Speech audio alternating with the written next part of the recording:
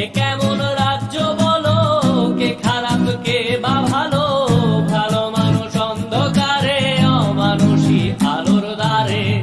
এ কেমন হচ্ছে খেলা, চারিদিকে কষ্ট মেলা, কে কোথায় যাচ্ছি ভেসে, থামবো কোথায় অবশেষে। রাজার রাজ্যে সবাই গোলাম, করতে হবে রাজার সুনাম, না হয় তোমার কল্লা যাবে, বিরাট কঠিন শাস্তি পাবে।